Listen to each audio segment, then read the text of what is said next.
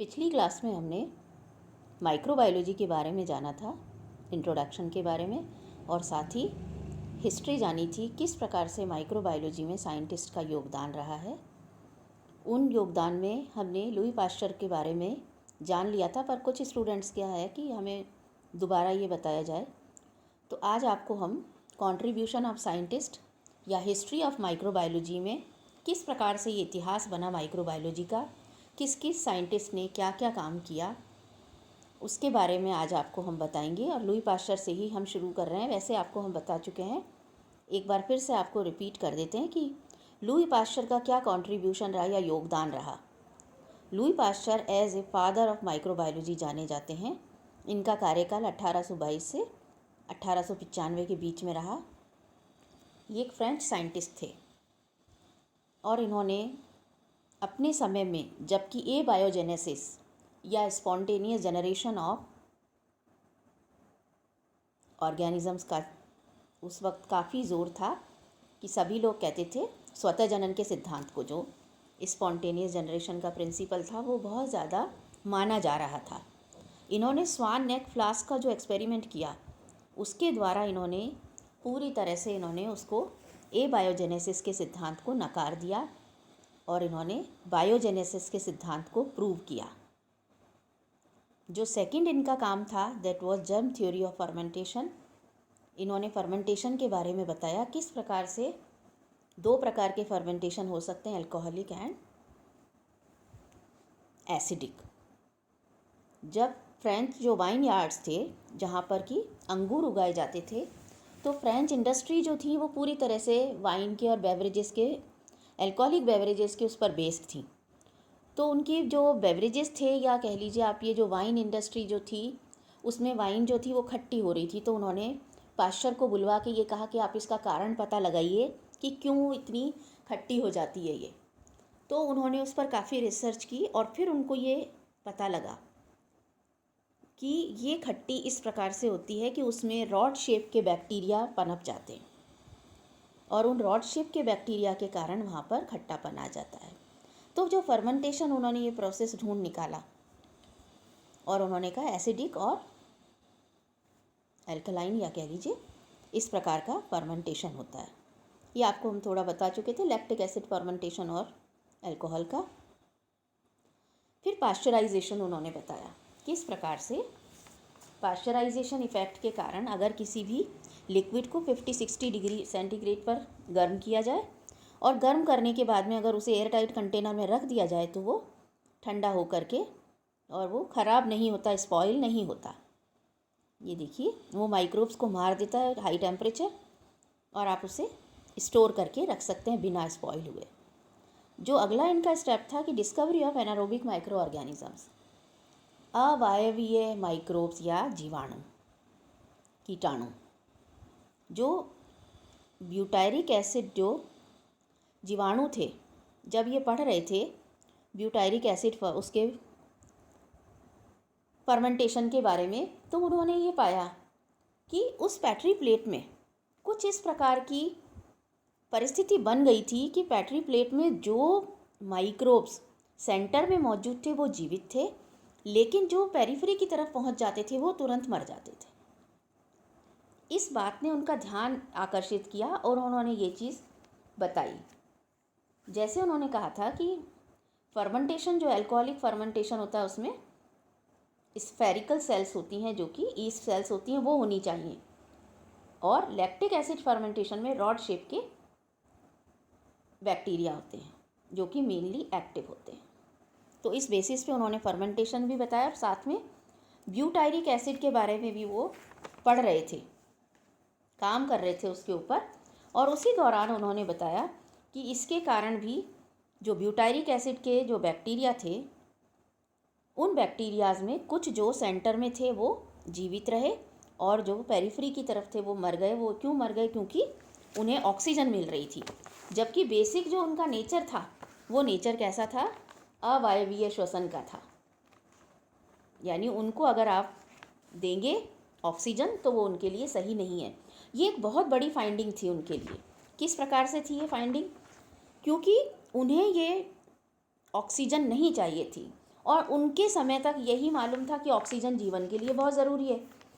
तो जब ऑक्सीजन जीवन के लिए बहुत ज़रूरी है तो ये चीज़ एक बहुत ही चौंकाने वाला तथ्य था जो उन्होंने प्रूव करके बता दिया था कि जो एनारोबिक होते हैं बैक्टीरिया, वो उनकी भी एग्जिस्टेंस है। जो नेक्स्ट इनका काम था वो था एनिमल डिजीज़ेस के ऊपर इन्होंने बहुत काम किया था। एनिमल डिजीज़ेस में काम करते हुए जैसे कि सिल्क वॉर्म्स थे, उनको उन्होंने खोज निकाला कि वो प्रोटोजोआ हैं। फॉल्स उनका जो ऑल्सो वर्कड ऑन एंथ्रेक्स। और एक इन्होंने कॉन्सेप्ट दिया, उन्होंने कॉन्सेप्ट में ये बताया कि जो बीमारियां होती हैं उनमें कहीं ना कहीं उनसे जर्म्स एसोसिएटेड होते हैं। और साथ ही उन्होंने ये बताया चिकन, कॉलेरा, एंथ्रेक्स और रेबीज़ के कि प्रिंसिपल्स ऑफ वैक्सीनेशन उन्होंने पाश्चर ने आइसोलेट किया उन्होंने बैक्टीरिया को जो कि ये बीमारियां कॉज करते थे। And he is remembered for his remarkable breakthrough of the causes and prevention of diseases. He stated that disease cannot be caused by bad air or vapor. उन्होंने ये बता दिया था कि डिजीज़ कोई भी हवा से या उससे नहीं होती, बल्कि हवा में मौजूद जो बैक्टीरिया या जो भी जर्म्स होते हैं उनसे होती है। एक्चुअली पाश्चर ने इनोकुलेट करा था विरुलेंट कल्चर्स को किसी भी डिजीज़ के, जैसे उन्होंने उसके जो कि बीमारी फैला रहा था ऐसे स्ट्रेन को उन्होंने कल्चर किया, उसको हेल्दी माइस में इंजेक्ट करा और उन्होंने देखा कि उसमें बीमारी पैदा हो गई। ही फाउंड दैट सम माइस, चूहे इनोकुलेटेड फ्रॉम ओल्ड कल्चर, ऐसे चूहों को जिनको कि उन्होंने ओल्ड कल्चर से बीमार करा या उनमें इंजेक्ट करा, उनमें बीमारी नहीं हुई। And when these were again inoculated with now new cultures still did not gate disease. आप बात को देखिए, समझिए। हम ये कहना चाह रहे हैं कि जो पाश्चर थे उन्होंने एक बीमारी के जर्म्स को लिया और उनको हेल्दी उसमें इंजेक्ट करा, तो उन्होंने क्या पाया, इंजेक्ट करने से बीमार हो गया वो चूहा। फिर उन्होंने, ये तो नए कल्चर्स थे यानी विरुलेंट कल्चर था, फिर उन्होंने बहुत पुराना जो कल्चर पड़ा हुआ था बीमारी का, उसमें से उन्होंने थोड़ा सा लिया। देखिए इनोकुलेशन जो वर्ड होता है, जो छोटी सी बहुत कम मात्रा होती है जिससे कि बीमारी फैलाई जा सकती है, उसको हम इनोकुलम के नाम से जानते हैं, संदूषक। तो उन्होंने एक चूहे में जो पुराना कल्चर पड़ा हुआ था, जो ज़्यादा विरुलेंस नहीं रखता था, पुराना हो चुका था, उससे उन्हें चूहे में इंजेक्ट किया तो चूहा मरा नहीं। और बाद में जब उसमें चूहे में उन्होंने नया कल्चर यानी विरुलेंट कल्चर जब डाला तो चूहा मरा नहीं और उसमें बीमारी भी पैदा नहीं हुई। ये जो एक उनकी फाइंडिंग थी। So he concluded that virulence of bacteria, यानी बैक्टीरिया की जो उग्रता है बीमारी को फैलाने की, is lost in old cultures, कि ओल्ड कल्चर्स में बीमारी फैलाने की क्षमता जो थी वो ख़त्म हो गई थी। लेकिन उसमें एक स्टिमुलस था, यानी एक तरह की उसमें एक स्टिमुलाई था जो कि होस्ट को इम्यूनिटी डेवलप करने के लिए काम में आया। और ये एक बहुत बड़ा अचीवमेंट था in the field of immunisation. Immunisation के फील्ड में ये उनका एक बहुत बड़ा योगदान था, ये जो उनकी फाइंडिंग थी, जिसके आधार पर बाद में वैक्सीनेशन और वैक्सीन वर्ड आए। तो पाश्चर का ये भी एक बहुत ज़्यादा योगदान माना जाता है जो कि माइक्रोबायोलॉजी के इतिहास में माना जाएगा। यस, और इनके साथ में इन्होंने स्टेरलाइजेशन टेक्निक भी, जो पाश्चर थे उन्होंने एक तरह से निर्जमित करने की तरीके भी उन्होंने सुझाए, और उन्होंने स्टीम स्टेरलाइजर और हॉट एयर ओवन और ऑटोक्लेव के कॉन्सेप्ट को वो सामने लेकर आए। और इनके इसी काम से जो जोसेफ लिस्टर नाम के साइंटिस्ट थे वो बहुत इंस्पायर हुए और उन्होंने एंटीसेप्टिक सर्जरी का जो एक सिस्टम था उसे उन्होंने डेवलप करा। किससे बचने के लिए? माइक्रोबियल कंटेमिनेशन से बचने के लिए। माइक्रोबियल अर्थात जीवाणुविक या छोटे जो भी माइक्रोब्स हैं, जर्म्स हैं, उनके द्वारा जो भी संदूषण हो जाया करता था या सेप्सिस हो जाता था मरीजों में, उनसे बचने के लिए जोसेफ लिस्टर ने एंटीसेप्टिक सर्जरी का सिस्टम अडॉप्ट किया या उन्होंने मेडिसिन को दिया। मेडिकल फील्ड को दिया। अब उसके बाद में जो बात हम आगे करने जा रहे हैं वो इसी से रिलेटेड कुछ जो डिजीज़ हैं या जो इससे रिलेटेड डिजीज़ के ऊपर काम हुआ है या किस प्रकार से हमारी मेडिकल जो फील्ड है उसको साइंटिस्ट ने नए नए प्रोसीजर बताए। तो एक एली मेटनिकॉफ नाम के जो साइंटिस्ट थे, इन्होंने रोल ऑफ फैगोसाइट्स को बताया अगेंस्ट डिजीज़ कॉजिंग ऑर्गेनिजम्स। जो एलिक थे इन्होंने, जिसको ये एक्चुअली रशिया के रहने वाले थे, and he injected Borrelia strain. Borrelia नाम का ऑर्गेनिज्म का उन्होंने एक बहुत ही विरुलेंट स्ट्रेन को, खुद ही काफ़ी परेशान हो गए थे और उन्होंने अपने अंदर इंजेक्ट कर लिया कि बस सुसाइडल, उन्होंने सोचा कि बस मुझे अब ख़त्म होना है, और इस तरह से उन्होंने अपने अंदर बोरेलिया के स्ट्रेन को डाल दिया, इंजेक्ट कर दिया। वो बहुत बीमार हुए, he diseased badly but did not die, लेकिन वो मरे नहीं। और after some days he not only recovered but also felt full of energy. और यही फाइंडिंग उनकी थी। उन्होंने he drew some conclusions like disease causing organisms transmit through blood in the body. उन्होंने इंजेक्ट किया था, यानी इंजेक्शन लिया था बोरेलिया के स्ट्रेन का। This is strain, STRAIN। STAIN strain का मतलब होता है रंजक। यहाँ हम बात कर रहे हैं कि बोरेलिया के जैसे एक ऑर्गेनिज्म के छोटे छोटे उनमें कुछ फिजियोलॉजिकल अगर चेंजेस होते हैं तो वो स्ट्रेन के नाम से जाने जाते हैं। जो अब फंजाई आप पढ़ेंगे तब आप और अच्छे से समझ पाएंगे। तो उन्होंने कुछ कंक्लूजन्स या कुछ निर्णय लिए, कुछ निष्कर्ष निकाले। पहली बात, उन्होंने इंजेक्शन लिया था तो ये बात तय हो चुकी थी कि जो बीमारी फैली वो ब्लड के थ्रू फैली। दूसरी बात कि बॉडी में इतनी क्षमता होती है कि वो उस बीमारी के अगेंस्ट लड़ सके, प्रतिरोध कर सके उसका, that body has ability to resist them. Then third, he propose cellular और फैगोसाइटिक थ्योरी।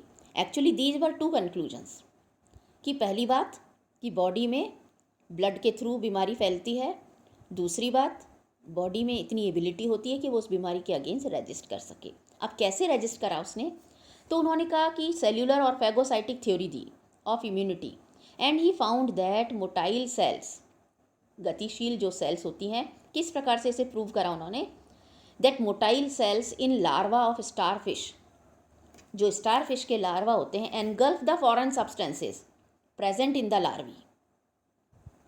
जो भी लार्वी में बाहर के जो भी पदार्थ आ जाते थे उनको कुछ मोटाइल सेल्स थी वो खा जाती थी।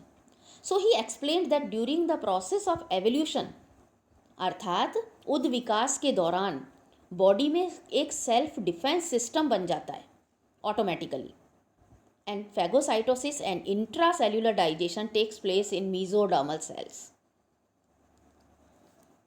आप इस बात को इस प्रकार से समझें।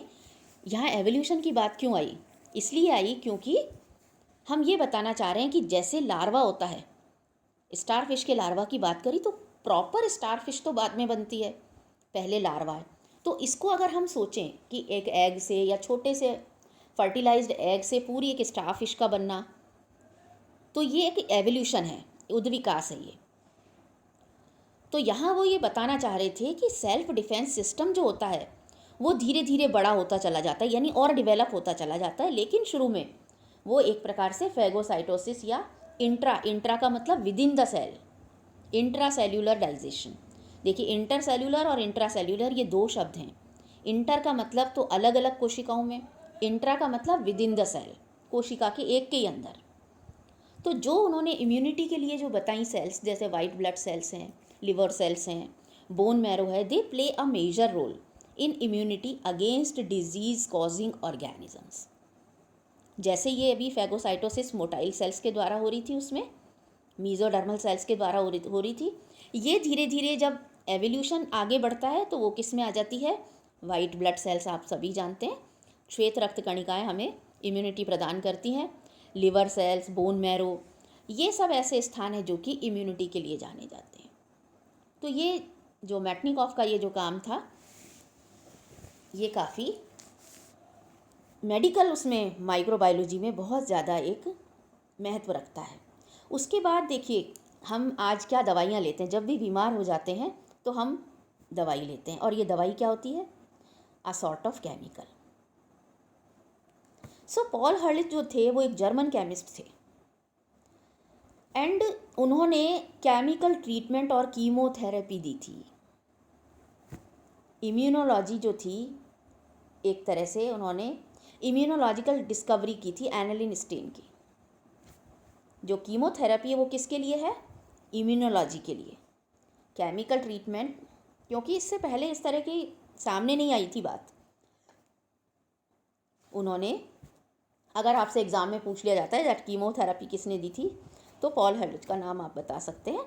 ही stated that there are some specific microbes in blood which secrete specific type of chemicals, and these chemicals mix in blood and becoming immunogenic for disease।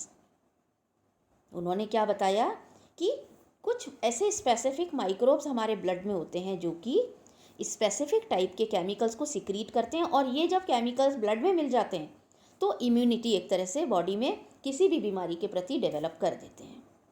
So he discovered some synthetic chemicals. ये तो बात क्या हो गई कि body के अंदर जो माइक्रोब्स हैं उनको स्टडी करके उन्होंने ये पता लगा लिया कि जब ये माइक्रोब्स हमें इम्यूनिटी दे सकते हैं इन केमिकल्स के थ्रू, तो why don't we make some synthetic chemicals जो कि बाहर से प्रोवाइड किए जा सकें। So he was working on syphilis. Syphilis एक तो मेल जेनाइटल्स का रोग है, जिसे आप सेक्सुअल डिजीज़ भी कह सकती हैं। तो सिफिलिस के नाम से बड़े घबराते थे उस वक्त भी लोग, और इसका कोई इलाज नहीं था, जो कि मेल मेंबर्स को होती थी, जो कि उनके जेनाइटल्स में होती थी। तो इस बीमारी के लिए उन्होंने सेल्वर्सन नाम का एक कंपाउंड बनाया, and this was the first compound formed in vitro. जो पहले हमने बात की थी वो करी थी हमने इन वीवो, अर्थात इन वीवो का मतलब होता है इन द ओरिजिनल कंडीशन या in original position, original place. जब भी कोई चीज़ अपने मूल स्थान पर होती है तो उसे हम कहते हैं इन वीवो। जब आप उसे किसी भी आर्टिफिशियल कंडीशंस में करती हैं, सिंथेटिक उसमें करती हैं, तो आप उसे कहते हैं इन विट्रो। तो टिश्यू कल्चर को हम बोलते हैं इन विट्रो, जबकि अगर कोई पौधा होता है वो अपनी जगह पर अपना सारा काम कर रहा होता है तो वो कहते हैं हम इन वीवो। तो ये टर्म्स भी आप ध्यान रखें, what is in vitro and in vivo. तो उन्होंने पहली बार इन विट्रो एक तरह से उन्होंने बिगिनिंग ऑफ कीमोथेरेपी की। उन्होंने सेल्वर्सन नाम की जो दवाई बनाई, जो कि पहले 606 के नाम से जानी जाती थी, और इसने क्या किया, सिफिलिस नाम के रोग को पूरी तरीके से ठीक कर दिया। अब आप देखिए इसमें जो ये डिज़ीज़ का जो उन्होंने सिफिलिस के बारे में जो बताया था, ये जो डिज़ीज़ थी एक्चुअली ये पेशेंट बता नहीं पाते थे, और ये आर्सेनिक से ठीक हो रही थी। उन्हें ये पता था पॉल को कि arsenic was the compound who could check the growth of bacteria, but it was so toxic to human tissue. ये बहुत टॉक्सिक था जो था ये आर्सेनिक नाम का कंपाउंड। तो ही thought of making organic compound of this arsenic which lacked toxicity, but it's anti microbial capacity should be और कुड बी रिटेन्ड। उन्होंने ये कहा कि कुछ ऐसा बनना चाहिए जो कि आर्सेनिक तो हो उसमें, लेकिन उसकी टॉक्सिसिटी नहीं हो, और साथ ही साथ उसकी जो एंटी माइक्रोबियल जो प्रॉपर्टीज़ हैं वो भी ख़त्म नहीं हो। So on the basis of this view he produced a compound that was Selverson, and this was the compound which cured a syphilitic patient without poisoning, and this was the great achievement in medical world. So for this he got the Nobel Prize in 1908. And again इनके साथ की साथ बहुत सारी और discoveries भी चली। So in next class we'll start with the Robert Koch.